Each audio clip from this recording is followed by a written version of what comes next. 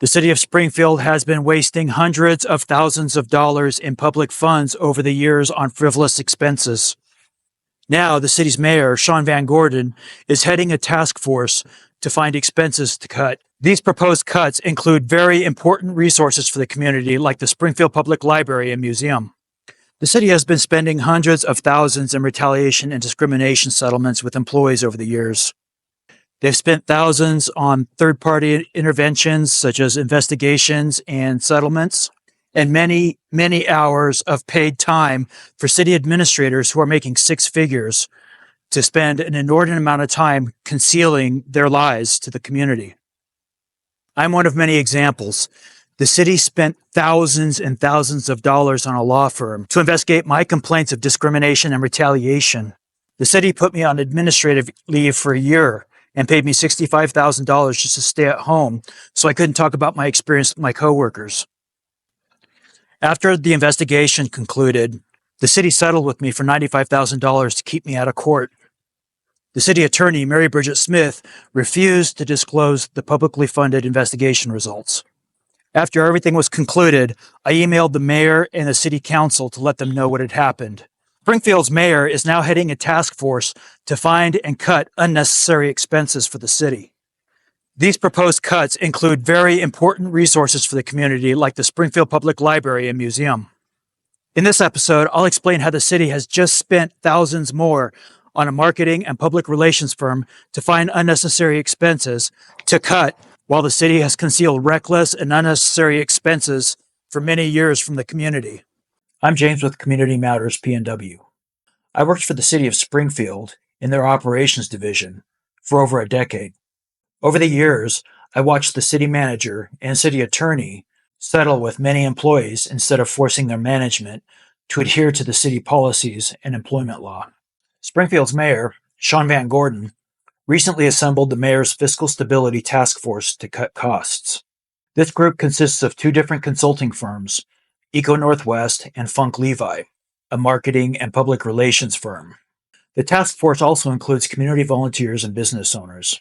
The task force report will be submitted to City Council during their meeting on May 19th, and it'll be up to the City Council to decide on cuts.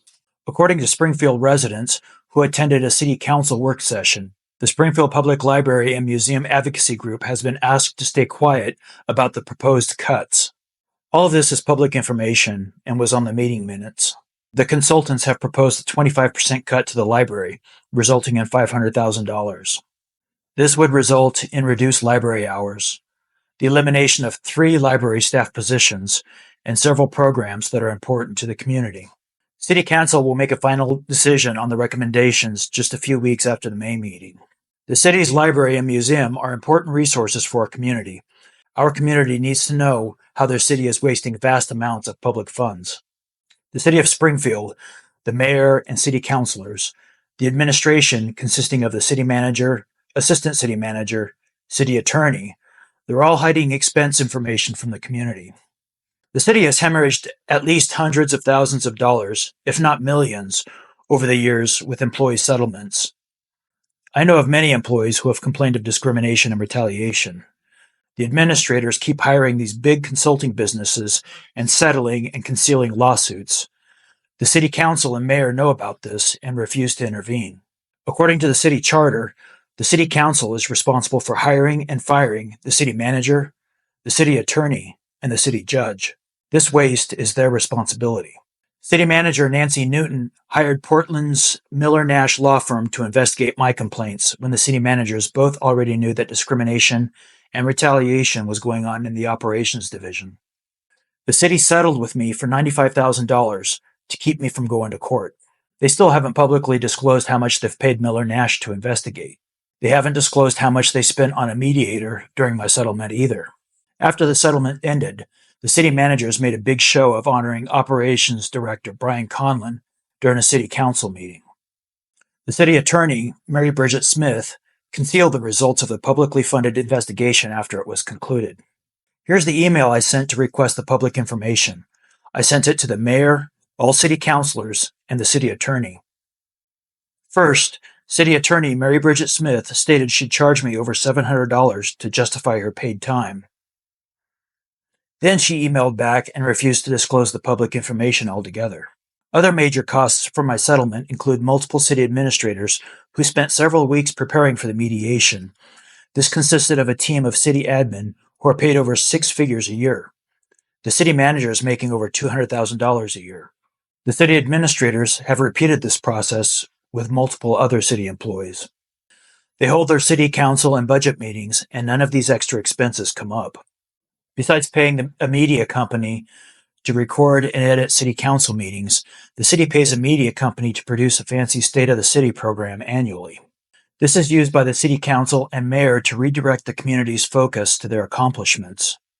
This event is almost exclusively attended by city employees and local politicians. It's basically publicly funded propaganda.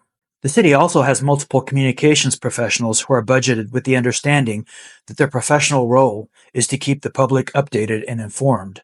But then we see these publicly funded propaganda posts on social media that glorify the same city administrators who are actively withholding information from the public. This is where unnecessary expenses are being bled from the city, in these secret expenses. If you want your local library to stay open and fiscally supported, I urge you to contact your city councilors now. This map will show who your city councilor is. I'll also post a link with the ward map and their email info in the description below. Share this video quickly so the community knows about these proposed cuts before City Council makes their decision.